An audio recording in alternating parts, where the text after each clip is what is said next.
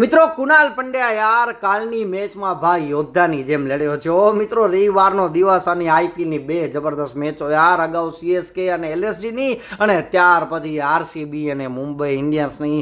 મિત્રો અગાઉ છે મુંબઈ ઇન્ડિયન્સે કુણાલ પંડ્યાને કાઢ્યો હતો અને કાલે કુણાલ પંડ્યા સરસ મજાનું રમી અને મુંબઈ ઇન્ડિયન્સને મિત્રો એલિમિનેટ કરી નાખી છે યાર આઈપીએલમાંથી. હવે મુંબઈ ઇન્ડિયન્સ બહાર નીકળી ગઈ અને યાર કાલની મેચ જોતા છે ને આપણે અગાઉની મેક્સવેલવાળી મેચ યાદ આવી ગઈ જ્યારે મિત્રો એને પગમાં લાગી ગયું હતું અને કાલ સેમ ટુ સેમ સિચ્યુએશન. મિત્રો કંધામાં ચોટ લાગી હતી અને ભાઈને માંસપેશીઓમાં ખીચાવ આવી ગયો હતો, ચાલવામાં તકલીફ પડી હતી અને એક વાર તો એવું થાય છે પડી જાય છે, પરંતુ કાલે ભાઈએ હિંમત ના હાર્યો અને ભાઈ ખરેખર મનમાં નક્કી જ કરી લીધું હશે કે આજે તો મારે ગમે એમ કરી અને આરસીબીને જીતાડવી જ છે. અને કાલે ભાઈએ 73 રનની જે પારી રમી યાર, 5 છક્કા માર્યા છે અને કાલની મેચમાં કુણાલ પંડ્યા ન રમત ને મિત્રો આરસીબી વાળા જીત નહીં હો. ભાઈએ આરસીબી ના લોકોના દિલમાં છે ને ખરેખર આમ કાયમ માટે જગ્યા બનાવી લીધી છે એવી ભાઈ જબરદસ્ત પારી રમે છે યાર. અને ત્યાર પછી ભુવનેશ્વર કુમાર મિત્રો ભાઈએ 4 વિકેટ તો લીધી જ છે